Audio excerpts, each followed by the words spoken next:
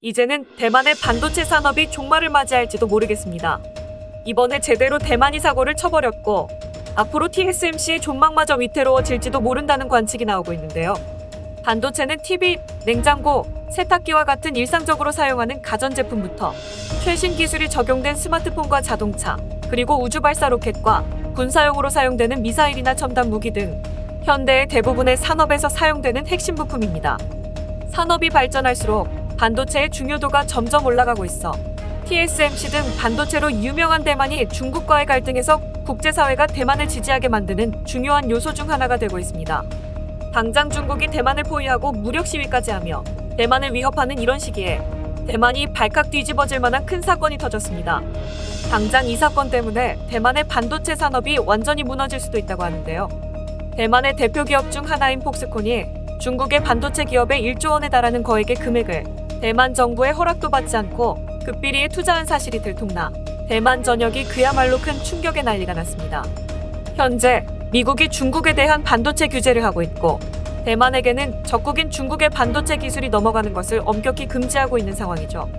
이런 상황에 중국의 반도체 기업에 거액의 금액을 투자한 것은 폭스콘이 단순히 돈 때문에 매국적인 행동을 했다는 차원을 넘어 이 여파로 대만의 반도체 사업과 TSMC마저 무너질 수 있다는 충격적인 전망이 나와 대만 전역에 비상이 걸렸는데요. 이번 시간에는 이 사건에 대한 내막을 자세히 알아보겠습니다.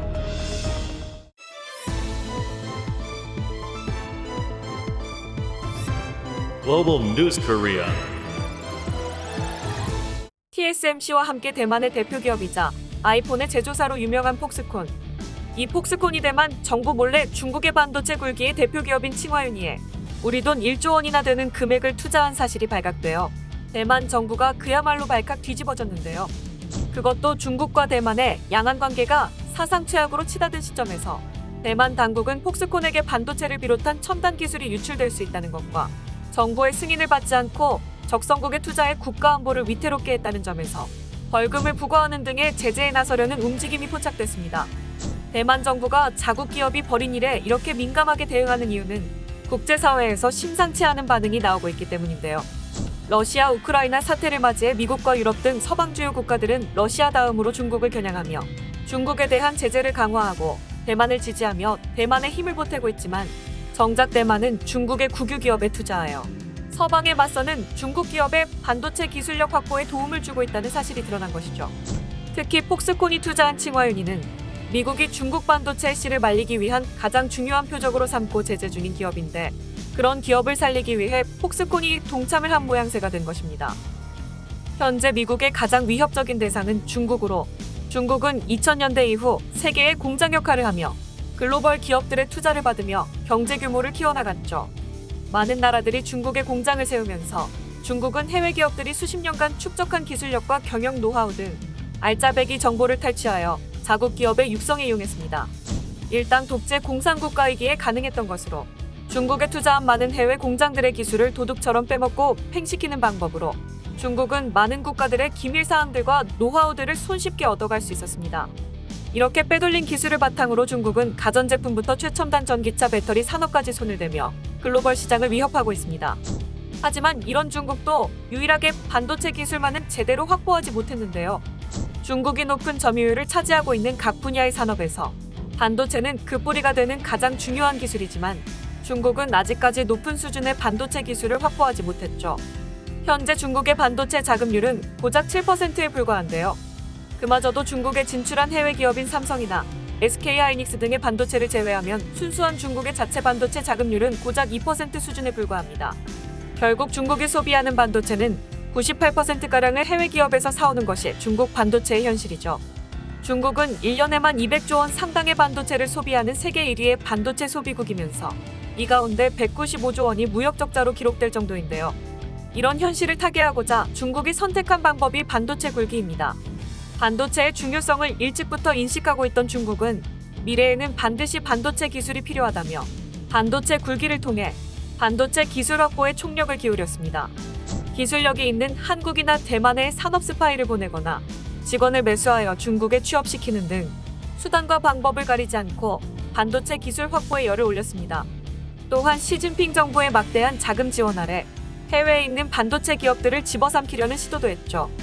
하지만 중국의 이 같은 행보를 견제한 미국과 유럽 등 서방 세계들이 중국 기업에 대한 반도체 인수합병을 거부하면서 반도체 기업들이 중국에 넘어가는 일만은 막을 수 있었습니다. 중국은 반도체 사업을 키우기 위해 정부 자금으로 무려 800조 원에 달하는 금액을 투자하며 반도체 산업을 육성하려 했지만 결과적으로 중국의 반도체 굴기는 실패했고 그 중에서도 가장 핵심이 되는 기업인 칭화윤이는 적자를 이기지 못하고 파산위기에 몰리면서 중국 정부의 지원금도 다 날려버렸죠. 마이크론 등 미국의 반도체 기업을 합병하려 했지만 실패한 칭화윤이는 디램을 직접 개발하려고 했지만 실패했고 이후 서방의 최신 반도체 제조 설비를 구매하려고 했지만 미국의 제재로 인해 반도체 장비 구매가 모두 막혀 아직도 15년 전에 구식 장비로 구식 반도체만을 생산하던 칭화윤이는 막대한 빚을 감당 못하고 파산 절차에 들어가 버렸습니다. 하지만 중국 정부는 칭화윤이를 살리기 위해 중국 정부의 국부펀드인 중국투자공사의 자회사들이 나서 칭화윤이를 인수하는 식으로 민간 기업이던 칭화윤이를 중국 정부가 소유하게 되었습니다. 죽은 회사를 좀비처럼 살려 이제는 중국인들의 세금으로 중국 정부가 칭화윤이를 운영하게 된 것이죠. 결국 대만의 폭스콘은 중국 정부가 운영하는 기업에 1조 원이나 되는 자금을 비밀리에 투자한 것입니다. 미국 기업인 애플의 아이폰을 하청 제작하는 것으로 유명한 폭스콘은 미국 기업인 애플의 첨단 기밀 정보를 많이 가지고 있어 폭스콘이 중국의 국영 기업에 투자함으로써 중국 기업과 교류가 생긴다면 애플의 기밀 정보가 중국으로 넘어갈 수 있다는 우려를 낳고 있습니다. 대만 정부도 우려를 표명하고 있는데 중국과 대만의 갈등에서 국제사회가 모두 대만의 편을 들어주고 있는데 정작 대만 기업이 중국 정부에 도움이 되는 행위를 하고 있다는 점에서 사실상 국제사회를 배신한 것과 마찬가지가 되었습니다. 이에 당황한 대만 정부가 폭스콘에 수백억 원대의 벌금을 부과하는 것을 검토하고 있지만 이미 늦어버린 상황이죠. 당장 미국 정부는 중국에 대한 반도체 제재로 중국을 견제하고 있는 상황인데 미국 기업의 기밀을 가진 대만 기업이 이런 행동을 했다는 것에 대해 많은 여론에서 대만의 행위를 배신으로 보고 있으며 대만에 대한 지지를 철회하고 대만의 배신 행위를 용납해서는 안 된다는 반응마저 나오고 있습니다. 미국이 이처럼 민감하게 반응하는 데는 이유가 있는데 우크라이나 사태 이후 서방의 대러 제재 상황에도 중국이 군사적인 용도로 전용이 가능한 반도체를 러시아에 대거 수출하고 있는 정황이 포착이 된 것입니다. 미국 당국은 중국이 수출한 반도체 대부분이 미사일이나 탱크, 전투기 등의 군사무기를 만드는 데 사용되고 있다고 보도했습니다. 만약 대만 기업의 중국에 대한 투자로 인해 반도체 기술이 중국으로 넘어갔다면 중국뿐만이 아니라 러시아까지 도와 국제사회의 혼란을 가중시킨 것으로 국제사회는 물론이고 미국을 배신한 것으로 볼 수밖에 없습니다. 또한 미국은 최근 러시아를 도운 중국 국영 기업인 폴리테크놀로지 등 중국 기업에 대해 미국 내 자산 동결 조치 등 제재에 나서고 있는데 중국의 국영 기업이 된 칭화윤이는 폴리테크놀로지와도 깊은 관련이 있다고 알려져 있습니다. 미국에서는 믿었던 대만의 뒤통수를 맞았다며 대만에게 크게 실망하고 있다는 반응이 나오고 있는 한편 미국과 유럽 등 주요 매체에서는 대만 기업의 친중 스파이 행위에 주목하며 유사시 대만을 지켜줄 필요가 없다는 주장도 나오고 있습니다. 또한 미국에서는 대만과 중국은 원래 같은 뿌리였다는 점을 들며 이제부터는 대만과는 거리를 두고 가장 믿을 수 있고 기술력도 뛰어난 한국과의 협력을 더욱 공고히 하기 위한 작업에 나서고 있습니다. 특히 지난 7월 20일 미국 의회에서는 한국의 반도체 기업을 지원하기 위한 법안이 통과되어 한국에 더욱 힘을 실어주게 되었는데요. 미국 혁신경쟁법안이라는 이름으로 통과된 이 법안은 대중국 견제와 더불어 미국 동맹국의 반도체 기업을 지원하기 위해 70조 원의 자금이 마련될 것으로 전해졌는데요. 이는 삼성을 포함한 미국의 동맹국과 우방국들을 위한 반도체 기업을 지원하기 위한 법안인데 여기에는 TSMC도 지원 대상에 포함이 되어 있었지만 이번에 대만의 배신 행위로 인해 TSMC를 제외해야 한다는 목소리가 점점 커지고 있습니다. 이번에 통과된 미국 혁신경쟁법안은 중국을 견제하기 위해 반도체 공급망을 미국과 동맹국으로 재편하자는 법안인데 중국을 도와주고 있는 대만의 반도체를 미국이 지원해줄 이유가 전혀 없기 때문입니다.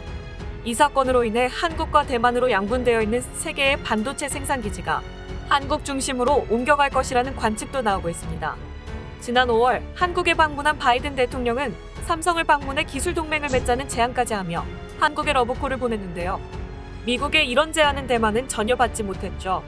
이 같은 미국의 행보에 사실상 미래에는 삼성과 TSMC의 양강구도에서 삼성만 키워주는 방향으로 미국의 전략이 변화했다는 분석이 나오고 있는데요. 이는 미국에서 현재 중국 침공의 위협에 대만 기업이 중국에 흡수될 수도 있다는 우려가 나오고 있기 때문이죠. 중국의 대만 침공이 발생할 경우 가장 먼저 TSMC를 자폭해야 한다는 미국군의 계획이 나오고 있으며 TSMC의 생산기지를 미국으로 옮겨놓으라는 제안을 TSMC에 하기도 해 사실상 대만에서의 반도체 공급이 끊기는 상황을 이미 전제하고 있다는 정황들이 포착되고 있습니다. 안 그래도 양안 전쟁의 위험으로 TSMC의 안정성이 위태로운 이런 때에 대만 기업의 스파이 행위는 사실상 대만의 반도체와 안보에 숨통을 끊고 있다는 전문가들의 발언마저 나오고 있습니다. 미국은 대만을 지켜주겠다고 약속했지만 유사시 대만을 포기할 수도 있다는 가능성이 나오고 있는 가운데 대만은 스스로의 가치를 높여 미국이 대만을 지켜줄 수 있도록 노력을 했어야 했지만 오히려 중국 국영 기업에 투자를 하는 등 대만을 지지해주고 있던 미국과 국제사회의 신의를 저버리며 스스로의 목을 죄고 있는 상황입니다. 오늘 준비한 소식은 여기까지입니다. 끝까지 시청해주셔서 감사합니다. 영상이 마음에 드셨다면 구독과 좋아요를 눌러 응원 부탁드리겠습니다.